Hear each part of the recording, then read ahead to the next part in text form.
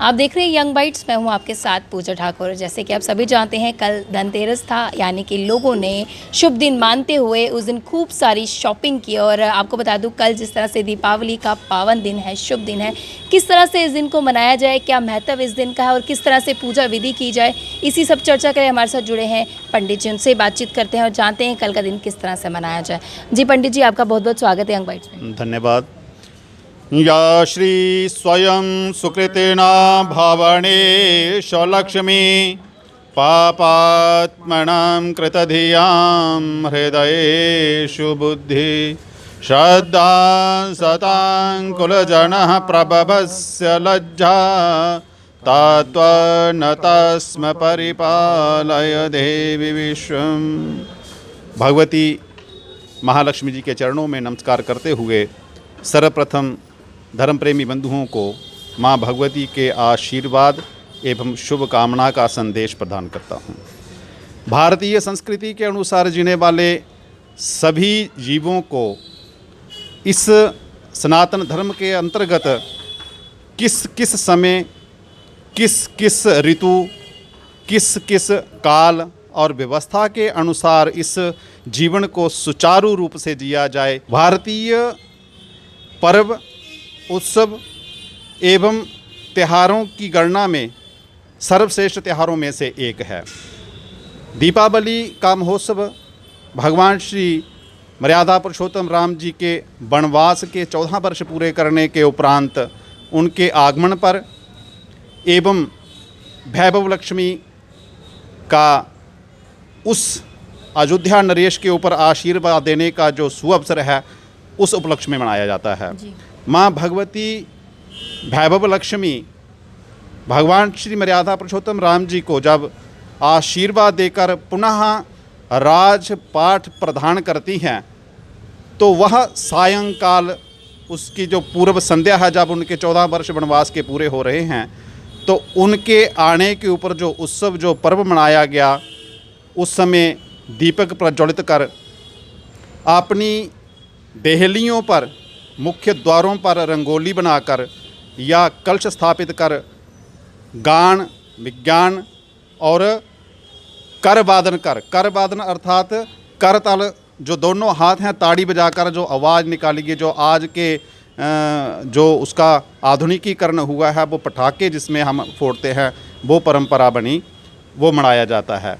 अब वो भगवती महालक्ष्मी जो प्रसन्न होकर उन्हें राजपाठ प्रदान करती है, उसी का पूजन सायंकाल के समय दीपावली को मनाया जाता है। अब दीपावली कब और कैसे प्रशस्त हो, तो दीपावली चतुर्दशी और अमावस्या की जो संध्या का संधि काल है, वह हमारे शास्त्रों में प्रशस्त है। इस बार रविवार कार्तिक कृष्ण चतुर्दशी एवं सायंकालीन अमावस का जो संयोग बन रहा है, वह बहुत ही शुभ है। दूसरे दिन सोमावती अमावस्या और पहले दिन सायंकाल में रविवासरी चतुर्दशी और अमावस्या का संयोग से जो शुभ दीपावली का अवसर है, वह बहुत ही दिनों के बाद इस वर्ष आ रहा है।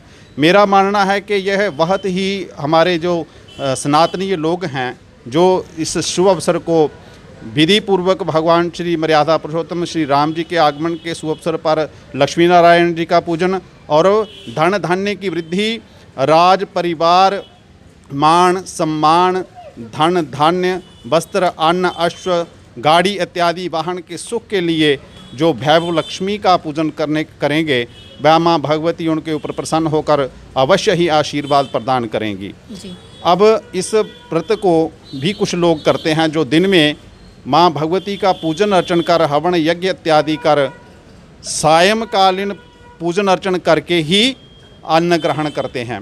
इसमें अन्न, धन धान्य की वृद्धि के लिए अनेक प्रकार के आपसी भाईचारे को बढ़ाने के लिए उपहार भी भेंट किए जाते हैं। तो उन उपहारों में विशेषतया मिठाइयाँ बांटी जाती हैं, क्योंकि मिष्टान्न हमारा एक ऐसा मिष्टान्न हमारा एक ऐसा उपहार है जिसे हम आपस में आदान प्रदान करके एक आपस में भाईचारे के अंदर अपनी वाणी के अंदर मिठास लाने की प्रेरणा एक दूसरे को देते हैं। जी पंडित जी, मुझे बताइए शाम के दौरान जब हम पूजा करते हैं, ख़ास तौर पे इस दिन हम महालक्ष्मी और सिद्धि विनायक की पूजा करते हैं श्री रामचंद्र जी के साथ साथ, क्या कहना चाहेंगे, किस तरह से हमें पूजा विधि करनी चाहिए? देखिए, पूजन जो है वो एकादशी से लेकर अमावस के जो 5 दिन हैं, इन 5 दिनों में नकारात्मक शक्तियों का दमन हो एवं सकारात्मक शक्तियां जो हैं उनको बल मिले। को जब राजपाठ मिलना था तो एक थोड़ा सा समय रह गया था, अर्धरात्रि का समय, तो कैकेयी ने उनको राजपाठ से वंचित कर वनवास की ओर जाने के लिए प्रेरित कर दिया था। तो कहते हैं जब कोई शुभ कार्य आने पर हो तो उस समय नकारात्मक शक्तियां जो हैं वो भी प्रबल होती हैं। तो उन नकारात्मक शक्तियों को जो प्रबलता है उसको नष्ट करने के लिए पहले 3 दिन सायंकाल के समय दीपदान किया जाता है। और दीपदान किस लिए किया जाता है? दीपदान जम देवता के लिए किया जाता है। जम जो हैं वो धर्मराज के अनुयायी हैं और धर्मराज जी से प्रार्थना की जाती है कि उस शुभ अवसर पर कोई नकारात्मक संदेश हमें ना मिले, इसलिए सायंकाल का जो आज का दिन है, जहाँ पिछला जो दिन था धन्वंतरी जी का जो प्रकटोत्सव हुआ है वो भी इन्हीं दिनों में हुआ है। जो दीपदान हम करते हैं उस दीपदान से जम देवता धर्मराज प्रसन्न होकर नकारात्मक शक्तियों का दमन करके सकारात्मक शक्तियों को प्रशस्त करने के लिए, सकारात्मक शक्तियों को इस समस्त संसार के ऊपर किसी प्रकार की अमंगल घटना ना हो, इस उद्देश्य से आशीर्वाद प्रदान करते हैं। और माँ भगवती का पूजन अर्चन जो हम लोग दीपावली के दिन करते हैं, एक दीप जो अपने मुख्य द्वारों पर दीवारों पर लगाकर उसके बाद जो मुख्य 4 मुख वाला दीप है उसको स्थापित करना चाहिए।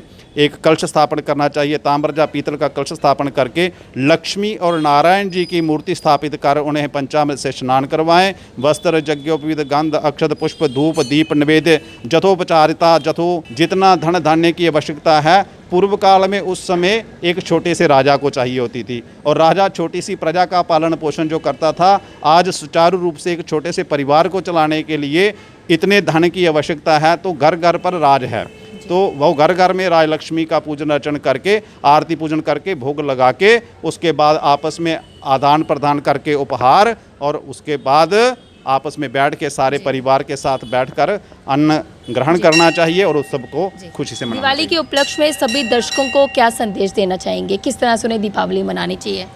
देखिए, हमारी भारतीय संस्कृति जो है उसने जो भी पर्व बनाया है, जो भी त्यौहार मनाया है, उसमें विज्ञान और ज्ञान दोनों को लेकर चले हैं।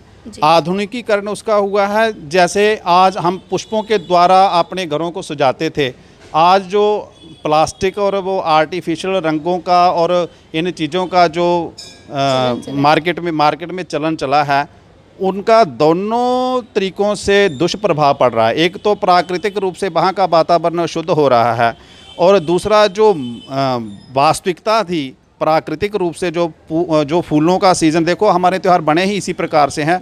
आज अगर त्यौहार आया है तो आज ऋतु भी ऐसी आई है कि हमारे इस क्षेत्र में अनेक फूल आ रहे हैं। तो जो प्राकृतिक रूप से फूल हैं, जो भगवान ने हमें इतना सुंदर सुगंधित द्रव्य दिए हैं, उनका प्रयोग करके थोड़ा कर लो।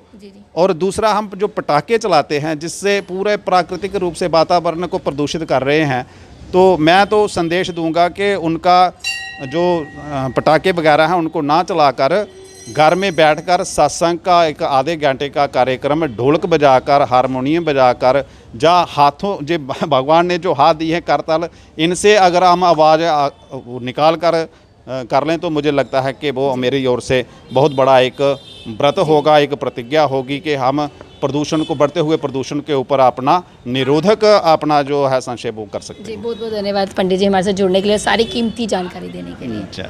तो पंडित जी ने काफ़ी अच्छा संदेश हमको दिया और बताया कि किस तरह से उन्हें दीपावली मनानी चाहिए, और मैं भी उम्मीद करती हूँ कि आपकी दीपावली शुभ रहे और महालक्ष्मी आपके घर में आए, सुख शांति से आपकी झोली भर दें। अगली अपडेट लेकर फिर मैं हाजिर होंगी, तब तक के लिए आप देखते रहे यंग बाइट्स। वीडियो जर्नलिस्ट अभिषेक के साथ मैं पूजा ठाकुर, यंग बाइट्स जम्मू।